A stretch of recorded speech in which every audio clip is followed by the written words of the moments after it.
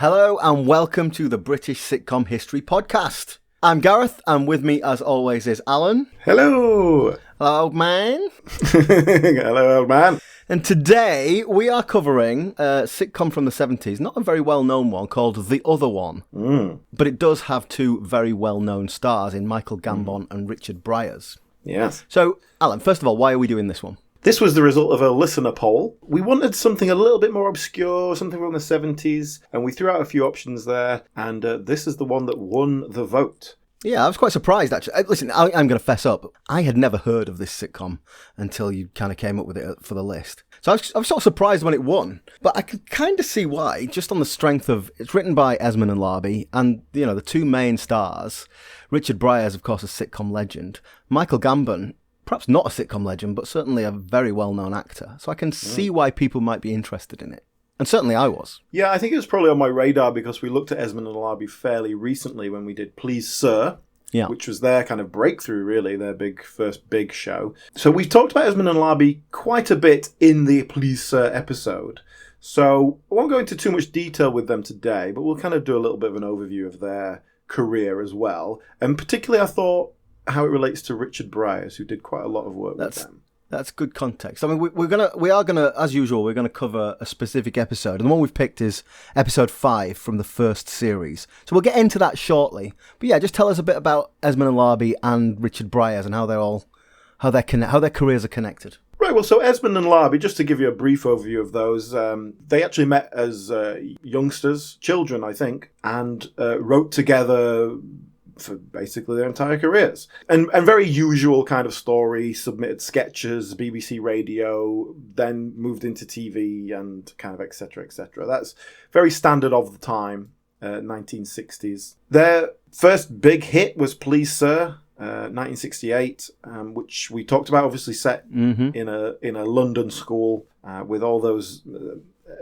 elderly people playing children. I would refer our listeners to a previous podcast. We did a 2-parter podcast on Please Sir, and indeed we looked at the film as well with Sol, didn't we? So that's on your usual podcast channels or indeed YouTube. Yeah. But if you take Please Sir, off the back of that they did a Fence Street Gang, which was a spin-off, and then in 1975 they did The Good Life, and that was their big hit. They also did Get Some In at the same time as The Good Life. We've talked about it a little bit. Robert Lindsay, an early starring role for him before Citizen Smith.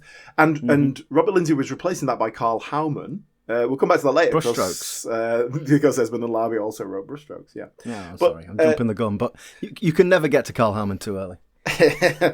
But yeah, in the mid-70s, The Good Life, that was the first time they'd worked with Richard Briers, and The Good Life was a huge success, like more than Please Sir even, certainly more than the Get Some In they were doing at the same time. That was a successful show. I think The Good Life is one of those sitcoms, like, for example, Only Fools and Horses, that becomes a cultural thing. So, you know, anybody who had an allotment or who grew their own vegetables, that was, it's like The Good Life. Yeah. You know, that was it became a part of the language in that sense, you know. And it was very much of its time. It was this sort of mid-70s bohemian kind of dropout almost thing, which it was capturing something of the time. But the last series was in something like April 1977, and then November 1977, we get The Other One. And so that ran for a couple of years. It wasn't a big success. Their next show, really, Esmond and Larbey, was Ever Decreasing Circles, which started in 1984. So again, they moved on with Richard Briers, and that...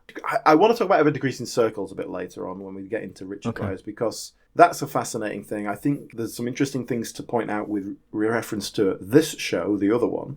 So we'll come back to that. But that was a pretty big hit throughout the 80s. Brushstrokes as well was running at the same time. And then their last couple of things were Mulberry, which was, again, with Carl Howman. We've talked about this before, Gareth, I don't remember. Is Carl Howman playing Death's son? Oh, that's right, yes. It was inheriting the family firm. A very odd little sitcom, but quite a charming thing. And the last thing they did together was Down to Earth, a 1-series failed sitcom, basically, with Richard Briers as a sort of cultural attaché to South America. He's been living in some made-up Central American republic for 40 years. it collapses, and so he has to come back to Britain as this kind of very pampered, never worked a day in his life kind of thing. No. Well, I don't know about, not particularly. But he comes back to Britain and lives with his brother and starts working with his brother's construction firm. And so it's about this real fish out of water. I see. Okay. What year was that? 1995. Okay. And it's not great. I mean, I've seen a little bit of it. It's not easily available, but I've seen a bit. You know, there's a reason it only did one series, let's say that. But Richard Briers, that is 4 separate shows he did with Esmond and Larbey. With Esmond and Larbey. So let's just actually jump into our show a little bit, and then we'll talk about Richard Briers in a lot more detail, I'm sure. All right, so yeah, we're doing Series 1, Episode 5, but let's give a bit of background. So the series begins, the opening scene of the first episode is an airport departure lounge, or rather, more specifically, the pub in an airport departure lounge. And we have these 2 characters, Ralph and Brian, who sort of meet in the airport. And the series, the first series at least, is the story of their holiday together. Well, kind of the first series. There is a very unusual structure to the show in which there are 2 series. Unusual. So the first one was 1977. The second one came out in 1979. Fairly standard process. But the first series has 7 episodes. The second has 6. But really what it is this 5-episode series with them on holiday together in Spain, a 2-episode bridge of where they become friends in Britain. At home. And then the second series of them, we're travelling salesmen on the road. That's very odd, isn't it? It is odd. So, without jumping ahead, this is the 5th episode, and it ends with them at home. You know, they fly home, and the end scene of this episode is them back at the airport where they started in the first episode. And that's quite a nice way to round off the series. It is very much the end of the series. Absolutely no doubt about that. So, what on earth happened here? Why did they make another 2? Why did they not put another 2 episodes earlier while they're on holiday? What do you know? Is there some reason for this? Do you know what? I don't have a good answer for that. I have speculation. But I think we should talk about that later. Let's do the first series. Let's kind of talk about the first series and then sort of the second series, because in my mind it's almost a sequel. It's a spin-off type thing rather than a continuation. Yeah, I would agree with that. So let's let's look at them in 2 different specs, and we'll talk about the first series first. And the episode we're looking at is essentially the end of that series in any real sense. I can go along with that, with your definitions. All right, so our episode opens in the dining room of the hotel. And there's been a buffet set out, but the British tourists are all sort of standing nervously around because this is the first time there's been a buffet. Apparently, normally they sit down and they're served dinner. So they're looking at this buffet as though it's toxic waste. They're confused, upset. They really don't know how to proceed with this foreign intervention. Now, guys, you're saying buffet there. Buffet? but some of our characters say buffet, some say buffet. Is it the northern ones that are saying buffet? Is that how it works? I think they're supposed to be northern, yeah. I think that's how it works. It's interesting, actually, because so when the scene opens, we've got these 4 tourists who have got speaking roles. There's a couple of other extras behind them, but these are not our main characters. They're sort of other people who are on holiday with them. Now, have we seen these characters already? We have. There's definitely consistency with the other holidaymakers in the hotel. So, for example, when they go on a coach trip in might be the second episode. I remember that one. All the people on the same one. It's the same people on the coach, So they're kind of knocking around. There might be like half a dozen of them, and these are 4 of them, and there's a couple others. We haven't really established them as characters, let's put it that way. But yeah, they are consistent week to week. I did enjoy the way that they were completely confused by this idea of a buffet. I don't think it was necessarily that it was a buffet and they'd never heard of such a thing, but usually this doesn't happen. Oh my God, what do we do? Do we help ourselves? Do we just wait for the food to arrive on our plates? I don't understand. Yeah, and it's an interesting way to open the episode with not your main characters and not even well-established characters. And I think it says something about the show. This show revolves around 2 people. The only other what we would call kind of main character is the holiday rep. We'll come to her in a second. She's in a few episodes. But there is a sort of continuing storyline about this show, or certainly this first series, where it is the holiday, and the holiday is progressing. It's like, okay, we're just meeting each other. Okay, this is our first day on the holiday, and we're doing these things. Yeah. Okay, now we're more established on holiday. This is happening. And so you'll see when the other characters, where our main characters arrive, our other holidaymakers welcome them as old friends. It is unusual to open without the main characters, but also it gives the opportunity to introduce the characters. So next up, Michael Gambon makes an appearance. Yeah. So Michael Gambon plays Brian. So he arrives. Essentially what he does is he comes in and he explains the problem to everyone, which they already know what the problem is. But that's his character. So we're getting a little bit of, this is who this guy is. Yeah, he's very boring and he likes to really tediously play everything out in his mind, and that usually means out loud as well. It's his way of processing the world, is to talk it through in minute detail. There's one bit in another episode where he actually itemizes this. He says, I know why I'm boring. There are two things. A, my subject matter isn't that interesting, and B, the way I tell it. Yeah. It's like, yeah, that sums it up quite nicely. Thank you. Shall we talk about Brian for a little bit then, the character? Yeah. Just to jump straight into the main point here, is what we would be called on the spectrum, I think. Well, we had this conversation when we talked about Tom Chance in Chance in a Million, didn't we? And I completely agree. He's very single-minded. When he's talking about something, he can't be shaken off it. Several times we make reference to the fact he has a habit of tapping his keys on the window, or tapping his glass on the table. And Richard Briers explodes with rage because, oh God, you're tapping. And I'm like, he's stimming. That's what he's doing. I get it. I understand now.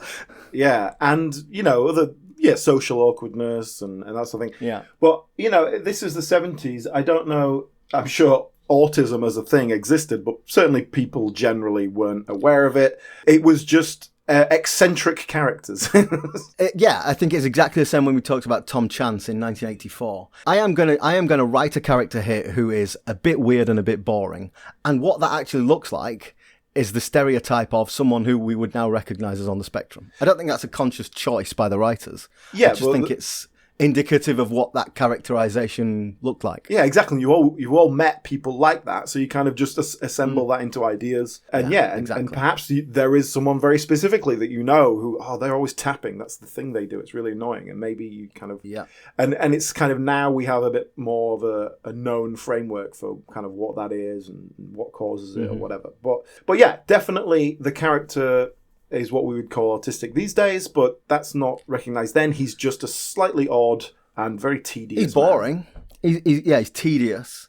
I thought the characterisation was a bit... You remember when we did Dear John and we were talking about how Ralph was just such a caricature nerd? Yes. It's a little bit close to that. Not quite as extreme as Ralph in Dear John, but a little bit of that. Dare I say that is down to Michael Gambon's performance, first of all. Yeah. I think he is obviously an exceptional actor, and so he brings a lot of life to that rather than just being a boring man. But I think it's the writing as well, because it's not just this side character who's going, oh, would you like to look at my pictures of telegraph poles?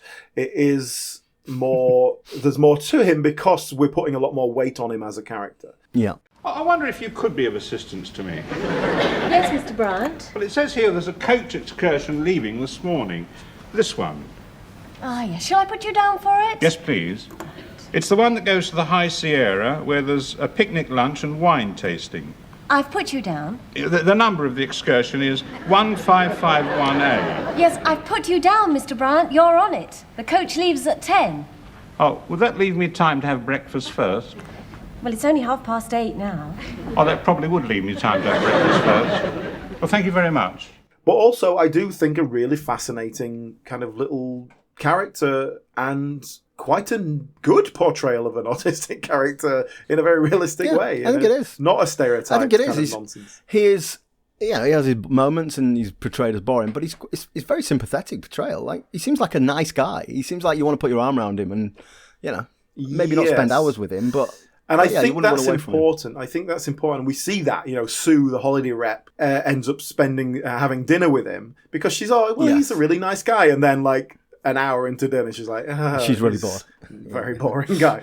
That's exactly how we all feel about him, I suppose. But, I think we have to have sympathy for him because of the nature of the relationship between them. Yeah. If he was just an annoying, boring character against this boorish character. Let's again use Dear John as an example with Kirk St. Moritz as this over-the-top boorish character as well. those are two comedy side characters. We need something more real here. We need something more rounded. Otherwise, we will just lose our way quite quickly, or we'll lose our interest. Agreed. So let us welcome here Ralph Tanner, played by Richard Briers. He bursts into the room as well, and everyone is very happy to see him because they know he is, that we've established by now. He's a man of action. He's a man of action. He will get things done. He's not going to dither and go, ooh, should we do this? Should we do that? He's going to make a decision. Can I just point one thing out, which was Brian's been there for, 30 seconds and having dialogue. And then Ralph arrives and one of the other characters says, oh, here he is, the other one. And I went, oh, that's why it's called the other one. Because I hadn't actually thought about it until that point. But it is an odd name, the other one. Like, it's ambiguous. I like it because which one is the other one? Initially, you think, well, Ralph's this big character and Brian's the other one. He's his mate. But actually, as people develop relationships with them, Brian becomes the main contact. And yeah, in episode 5, oh, here's the other one. Well, actually, there is a scene in one episode where Michael Gambon is talking to one of the other characters. And they say, oh, where is the other one? And Brian, he says, no, I'm the other one. Yeah. No matter what, even he perceives himself as a sidekick. Yeah, even if I look like I'm the one who's the biggest and you're getting the most of, I'm still the other one. That's just my nature. And I thought that was a very interesting, look at these two characters. Yeah, very good. But there's so basically Ralph arrives, quickly takes control of the situation, and essentially just gets everyone eating. Come on, let's eat. And he's like full of life and full of beans and full of character. Yeah. Can I take a moment here to appreciate the costumes, the fashion on show here? I have notes. Because we get a big group of people here. These are 70s British holidaymakers in Spain. Yeah. And, I know this is certainly true for you, Gareth. For me, I wear clothes on holiday that I would certainly not wear in public around people I know. But for some reason, when you're on holiday, that shirt with a dragon on it seems suddenly perfectly... Hey, that's a family tradition. We don't have to share that with podcast listeners. Because Richard Briers here is wearing a shirt with, I believe, stampeding horses on it. I don't know. I don't know what that shirt was. My notes say God awful, capital letters, God awful shirt. And I've also written, this is more 70s than the Angolan Civil War, which is it's pretty obtuse even for me. That is, yeah. But he's got these tight white trousers on as well. Oh, yeah, I mean, he just couldn't look more 1977. But I looked at the other people, the other tourists behind. So there are basically two couples. I think one couple is supposed to be a bit older than the other couple, but they all look the same. All adults looked exactly the same in the 70s. You can't tell whether someone's 20 or 50. So the younger couple, the fella's got like really tight Glenn Hoddle tight shorts on. And the pattern on his shorts, it's simultaneously psychedelic and brown. And you wouldn't think that was possible. He's got a tight yellow t-shirt on that says tennis bum. And there's a sort of, I couldn't quite make it out. There's a sort of stylized cartoon. It looks like a sexy animal with a tennis racket. I don't know if it's a rabbit or a sheep. I couldn't quite tell. But it was certainly a anthropomorphized animal playing tennis. Good. Oh, and he's got a moustache, obviously. Everyone in this entire show has a moustache. Yeah. His missus she's like got a blanket wrapped around her, which I guess was just like a sort of, is it a sarong or a throw? I don't know what women's fashions are called, but it essentially looks like she's just been pulled out of a burning building and had a blanket put around her. But I think this is because a shawl. She's, it's a shawl, that's the word. I assume it's because she's got her beachwear on underneath. We can't really see. She's got gladiator sandals on. Okay, Alan. Why am I doing the fashion thing here when you've got all the lingo? First it's the shawl, second it's the gladiator sandals. I'll tell you what I've written. I can see the straps from her shoes questing up and around her shins. So she looks like a bright red version of Xena Warrior Princess. I think mine's better. What about the older couple? Because they're dressed like they are on holiday in Frimpton, in Spain. Yes. As is Brian as well. As is Brian too. So yeah, Brian looks more like this older couple. So the older fella's he's wearing grey slacks and a white shirt. The shirt's untucked, of course, but holiday. But he is basically wearing work clothes with a tie off. He's got a cravat in his pocket. I don't know if you noticed that. Maybe if it gets cold a bit later, he'll put that on. And he's wearing this jaunty white flat cap, which I quite liked. The older lady, I say older, like I said, she's not that old, but she's got like she's got sort of tartan skirt and a white blouse on. Basically, they look overdressed. The older couple. Yeah, and I noticed that as well. There's a scene later on where we'll talk about later, but Brian and Ralph in a restaurant, both wearing full suit and tie. They got in Spain next to a roaring open fire. Yeah. Yeah. Why has he got a cravat in his pocket? What do you think? You're going to get chilly? Like we've got photographs of our granddad sat on a beach in. Basically, he's in a suit and tie, but he's got his trouser legs rolled up. A woolen suit. He's got his trouser legs rolled up, like as if that's going to make any difference. That's like the 1950s. This is the 70s, but some things never change. Can we get back to the scene? Yeah, I've got an interesting take on this. So basically what happens is they're all tuck in, they're all eating this dinner, and then Sue, who we'll talk about her in a sec, Sue is the holiday rep. She comes in and she is outraged that they've ruined this buffet. It turns out the buffet is for the soon-to-be arriving mayor of the town who's visiting dignitaries. Yes. And this is then presented as Ralph's fault. Ralph's encouraged them to dig into this buffet, and how dare you? I'm like, well, hang on a minute. Yeah. What are you supposed to do? They've come down for lunch. There's a buffet in the lunchroom. They're going to eat the lunch. She is entirely at fault. I made the exact same note. I appreciate that there's a bit of history here already. She's already kind of fed up with him. But yeah, if you put food in the dining area at the dining time, don't be surprised when people come down and eat it. Yeah. He's basically getting a telling off from Sue. And he does manage to be enough of a prick about it that I lose sympathy with him. Yeah, exactly. Because he's just, he's overbearing and sexist and pretty creepy and, like that stereotype of a 70s man. And even though Sue is in the wrong, you do end up on her side.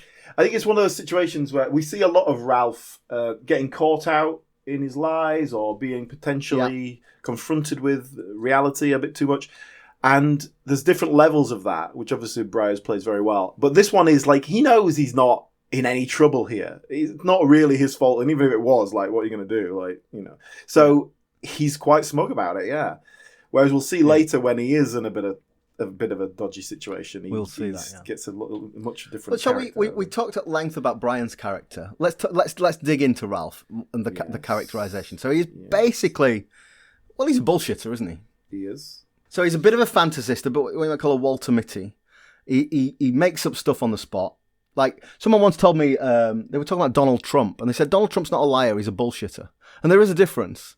So it's not like a calculated, I am going to tell this lie for this reason, and I will sustain it through this period. It's just like, he's just making shit up as he goes along. That's what he's doing. Yeah, he's just talking and things come out. And all he's doing is making himself look good. That's in his head. So whatever that is in that situation. And then whatever he's saying is just to kind of blag his way out of the mess he's created. So he sort of paints himself to a corner and then has to climb out. Quite often get caught out, especially by Brian, who quite innocently, but is very analytical and will say, well, hang on a minute, you just said such and such, but earlier you said so and so. And he's like, he's genuine. He's not trying to catch him out. He's just genuinely saying, oh, I'm confused here. Can you explain this? And Ralph will just pivot, make something else up. And, he seems to get away with it. He certainly gets away with Brian, but Sue sees through him. Well, I hope you enjoy your holiday. Not really a holiday, dear. No, I virtually live in Spain. Oh, do you? Yeah, I was here for 2 weeks last year. Now then, let's get you and me sorted out, shall we, dear? Well, what exactly did you have in mind? Put it this way. You're delightful, you're delicious, you're lovely, but you won't be seeing much of me. Oh, dear. This is the interesting thing with Ralph is, and as we get a bit more of his character later on as well. So when we're first introduced to him, he's obviously like an arrogant big head. Yeah. And you sort of immediately think he's bullshitting. Not just because, obviously, in our first episode, he's like, I know everything about airlines. You don't have to go to the air. You don't go to the gate until the last minute, otherwise you're queuing. And then they miss the plane.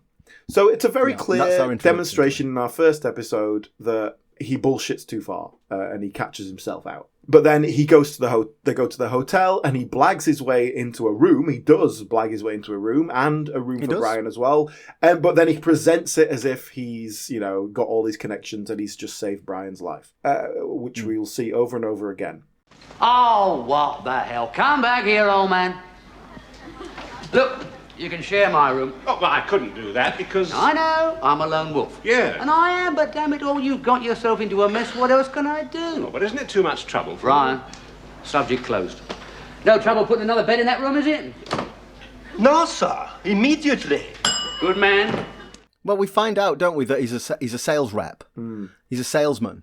And that kind of checks out because you can, he does, like you say, he gets the room. He does get results. That's it. Like, the first few episodes, and there's these odd moments where we see him kind of on his own, and we realise that, it's all nonsense. Like, he's saying, oh, look, don't hang around with me, I'm a lone wolf. But really, he wants Brian to be a friend. He's desperate for a friend. And when Brian takes him literally and goes, oh, fair enough, I'll leave you alone, he's like, oh, hang on, no. And he has to, work some way out to make it look like it's Brian's idea to hang out. Yeah. We see that, and I was kind of waiting for the ball to drop here somewhere where we find out he's actually, a librarian or something very sort of classically dull job, and he's taken the opportunity on holiday to reinvent himself for a week. And that is exactly what I thought. But that's not what it is. He actually lives this life full time. He is just a bullshitter, and so it didn't quite go the way I we see, don't we? When I'm jumping ahead, but after this, when we see them go home, we see him in his job, and he's winning an award for being the best salesperson. Yeah. All the rest of the team hate him. They avoid him. They plan a trip to the pub without him. Yeah. Because he's annoying. He's annoying. But it's interesting. You can see how that would work. He's a traveling salesman. You hang out with this guy for 40 minutes. He takes you out for a drink, and we do a deal. Fun. Great fun. And we see him doing that, especially for certain people, certain buyers, middle-aged men. Yeah. Who are just like, it's a great opportunity for them to get away from the wife. Or I know people like this. This is a caricature, but I do know people who are still like this. Yeah. I tell you what, let's have there's an interesting thing here about the idea of a rep. Like, that was a thing in the 70s. You could say on a sitcom on telly, oh, I'm a rep, and everyone would know what that meant. Yeah. Like, did you know what that meant when he said he was a rep? Well, I did, but particularly Brian says, I bet you're a salesman. And he goes, how dare you? I'm not a salesman, I'm a rep. Exactly, yeah. Like it's an entirely different thing. But I think that's really interesting. Like, that job title doesn't exist anymore. For what it's worth, he would be called BD now. He'd be in business development. Like, that's what they call it now. Okay, but it's the same thing. So it's more like building relationships with the customers rather than just doing the sales. It's field sales. It's the same thing. It's just got a different name now. But it was interesting because when he said he was a rep, I thought, oh, goodness me, I haven't heard that word for years. I think there was probably a point, maybe about this time, where our dad would have called himself a rep. Oh, yeah, so our dad was a salesman of one kind throughout his entire career, really, of one kind or another. Yeah, but that's the point, a salesman of one kind or another. So he was definitely a rep in the 70s. I think probably 10 years later, he wasn't a rep anymore. He was doing the same job, but he wasn't called that anymore. Here's an interesting story that my dad told me. He used to sell hearing aids. So this was obviously back in the day when probably the ones you got on the NHS weren't that great. So if you wanted a private bit of healthcare, and so he would come along and he would not just sell you a hearing aid, he would fit you for it and kind of give you the whole pattern and all that. Yeah, exactly. But he is obviously not a medically qualified man. And, you need someone who is properly qualified to come and do proper testing, do actual hearing test, and then also make sure there's no other conflicting problems, etc. But rather than saying, hey, here's the doctor, have it, deal with this, he would bring someone in and go, oh, this is a guy, he's working with me, I'm going to let him do it, it's training, so if that's okay. So it doesn't undermine his authority. Because the salesman has to be the ultimate authority. I know everything. You can't say, well, I don't know how to do this bit. So, and that's always fascinated me, that kind of world of sales. And Ralph is a very much that kind of guy. He knows how to do everything. Do you know what? So you're an actor and I'm a salesman. Like, that is what we do. So when you tell that story, I'm like, oh, that's good. But I think this is interesting. Maybe not in the episode we're talking about, but when we later see Ralph selling, I think is a really interesting snapshot of what that would look like in 1977 or 1979 in the second series. I tell you what, I've written down here, reminds me of Nigel Farage. Now, let me explain why. I'm not really talking about politics here, but whenever I see Nigel Farage on the telly, I always think, God, I bet he stinks. I bet he stinks of stale booze and fags. Yeah. And I think Ralph probably does as well. Yeah. And just the sort of guy you wouldn't want to be stuck behind in a queue. Do you know what I mean? You don't want to make small talk with. He's got a lot of the Farage about him. I know what you mean. Yeah. There is an earlier episode, which is quite interesting, where Ralph, being the lone wolf that he is, I can't remember exactly how it's engineered, but they separate. They go their separate ways, him and Brian. And Ralph ends up with a new friend, Tufnell Park, which is a great name for a character. Yeah. And he drives Tufnell Park mad. So basically, Tufnell comes and shares his room with him, and he essentially replaces Brian. But within the space of the episode, this guy can't cope with Ralph, and we sort of see how a normal person, in quotes, might react to being stuck in a room with Ralph. And it's quite there's an interesting contrast that they sort of bring that character in just for one episode to almost say, look, this thing with Brian is a bit out of the ordinary for Ralph. Yeah, and I think it's nice just to sort of help us see just how much they need each other. Yes. And ultimately, not in the second series, but in the first series, in the scope of this holiday, Brian meeting Ralph is really good for Brian. You know, even if Ralph is a tosser, it's exactly what Brian needs. Someone who is going to take him by the hand and lead him and give him exciting adventures that he would never have otherwise. I agree with that, Alan, but here's the question for you. Is meeting Brian good for Ralph? I think yes, in the sense that normally he usually meets people and they get sick of him after a day and then they avoid him. Yeah, so he's got a friend, which is what he's desperate for. But he doesn't change his behaviour at all. Like, we see Brian becoming a little bit more outgoing and really trying to get out from under his nerdiness. But Ralph doesn't change at all. No, until we get right to the very end, but I think we can deal with that later. And that's a different thing. So can we use this opportunity to get stuck into Richard Briers? Yeah, okay. Let's do, if we talk about Richard Briers now, and then we'll talk about Michael Gambon later on. Yeah. So Richard Briers, I mean, if you're talking sitcom royalty, he's going to be very top end of the list, isn't he? Absolutely. And interestingly, as opposed to, say, I don't know, let's say David Jason, who has done many things, but is primarily one thing. Yes. Richard Briers is probably best known for The Good Life, but he has done loads and loads of sitcoms, and more of a Nicholas Lyndhurst, let's say, where David Jason. He has a very strong reputation all round. So Richard Briers, you know, he was fairly standard procedure actor. Here's an interesting story. During his national service, he met Brian Murphy. George and Mildred. As of George and Mildred, yeah. And through him, he was interested in acting, and Brian Murphy was like, oh, I know actor groups, I'll introduce you to the right people, and blah, blah, blah. So he got into kind of acting that way, amateur dramatics or whatever. But then he's also related, it's his father's cousin, that's first cousin once removed. He's related to Terry Thomas, who was already a well-established actor at that point. Okay, so a little bit of a Nepo baby then?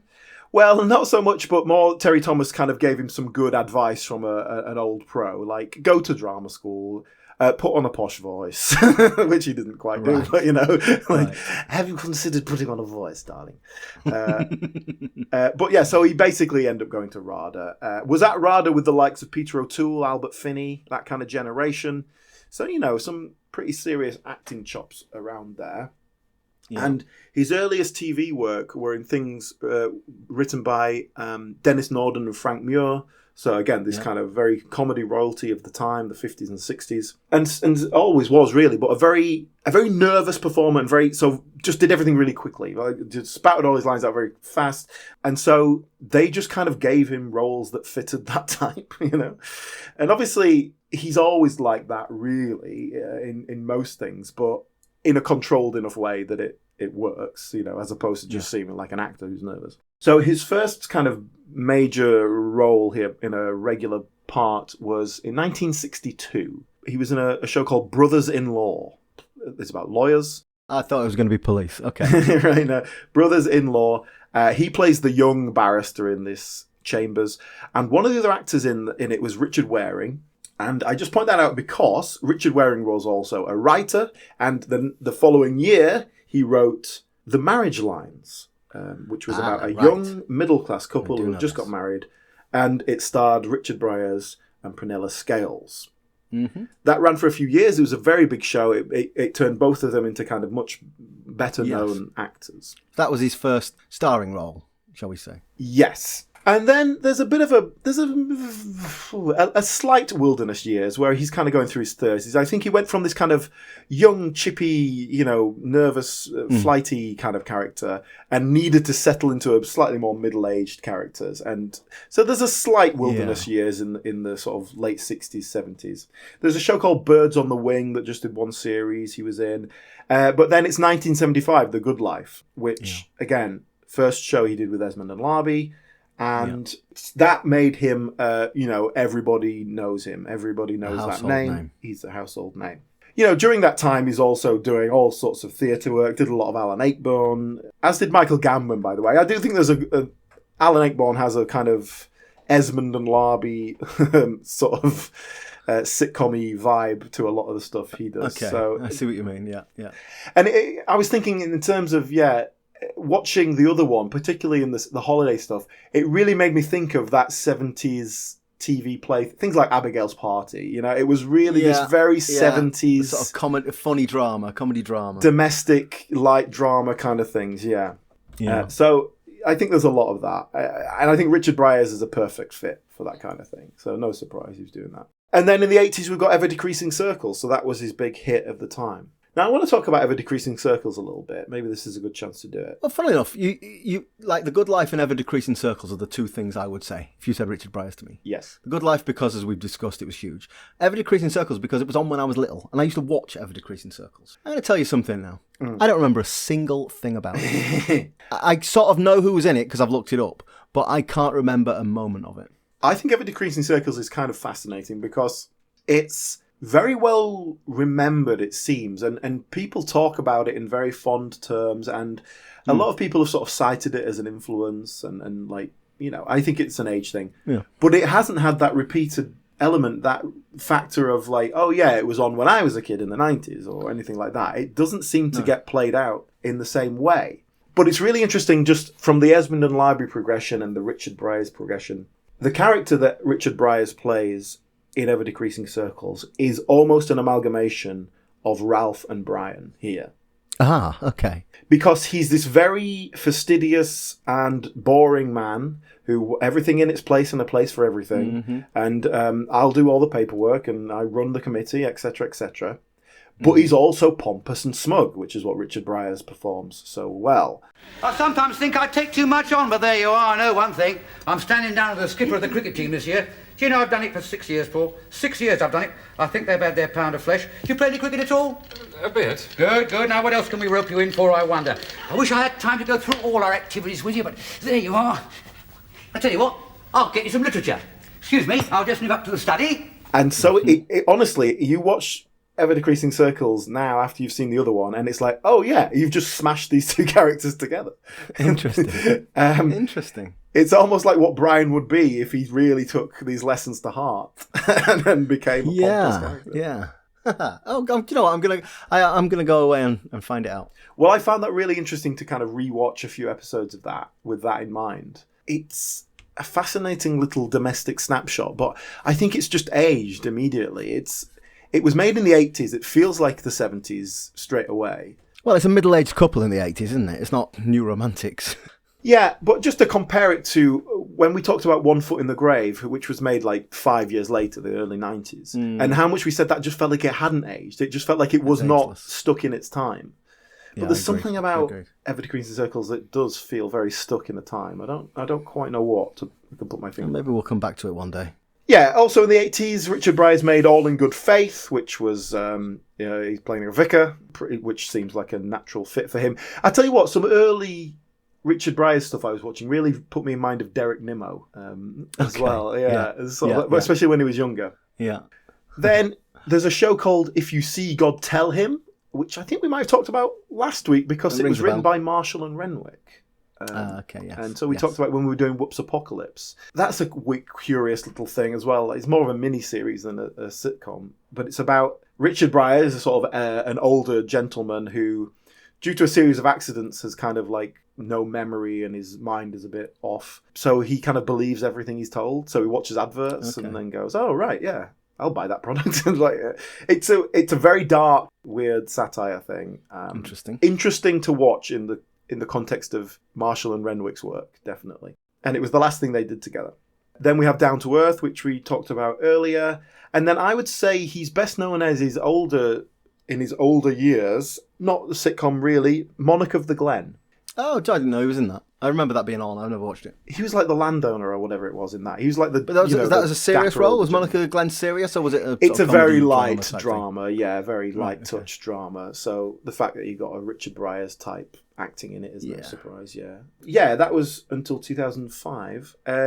We saw him in Extras, didn't we? We did see him in Extras.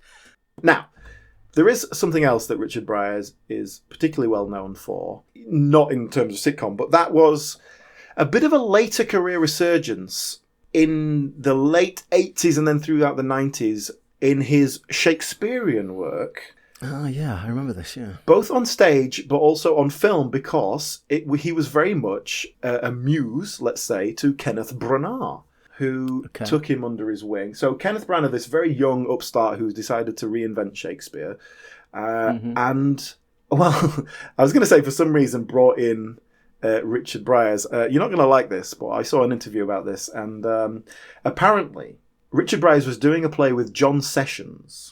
Oh.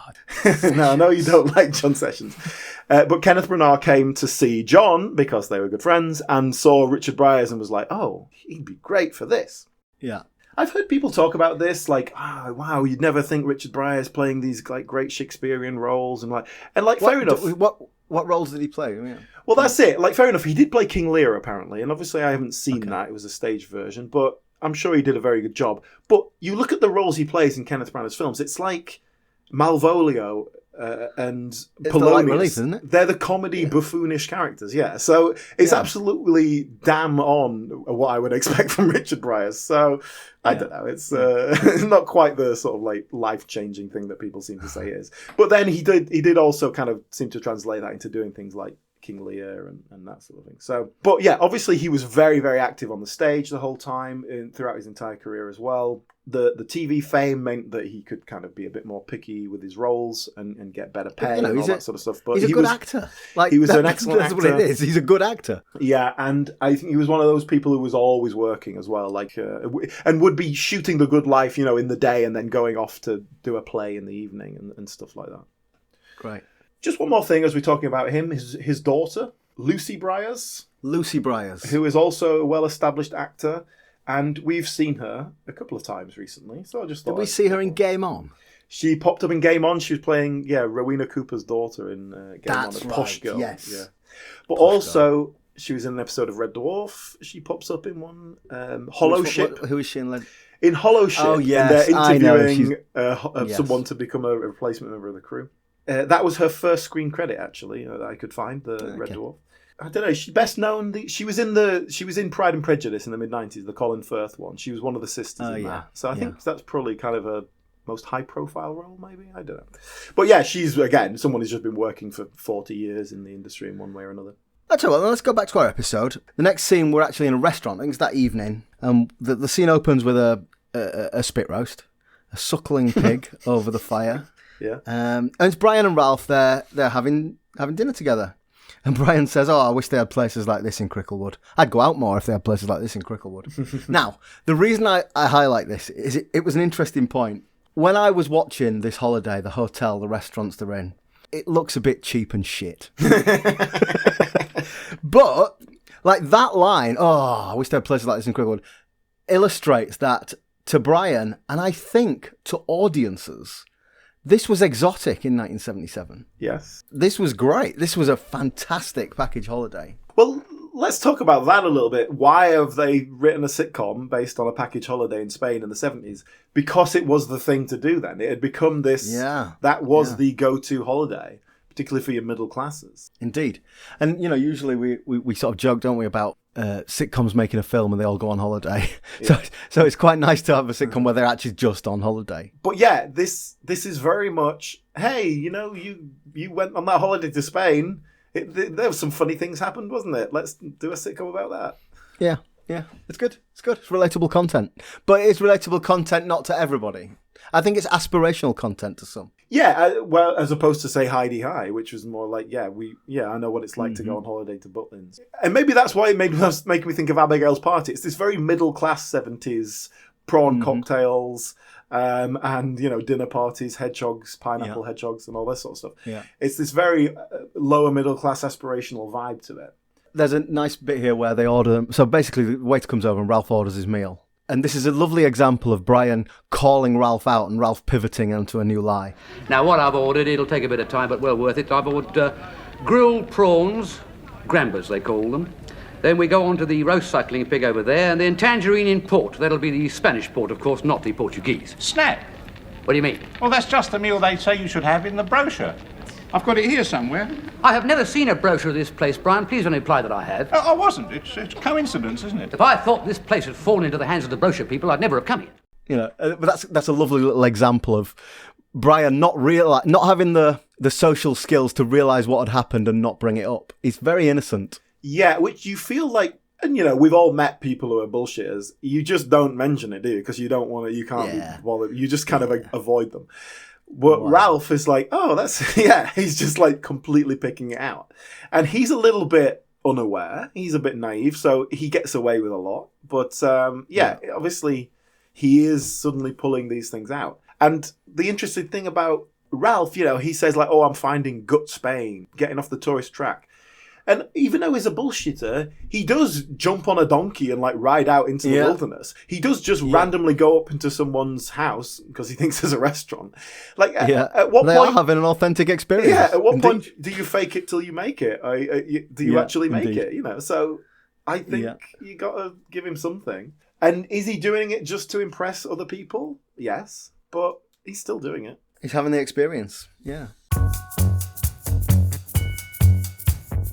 Well, I'm afraid that's all we've got time for right now, but do come back next time when we'll finish this episode up. We'll have a more detailed look at Michael Gambon and his career, and we'll be going into Series 2, which is considerably different. There's lots to talk about there. It's quite interesting. So, do come back next time. In the meantime, you can get in touch with us. We're at BritcomPod on Instagram. We're also on Facebook. Search for British Sitcom History Podcast and you will find us. And that's where most of the discussions seem to be had. But that's all for now. So thank you very much for listening and come back next time. Goodbye.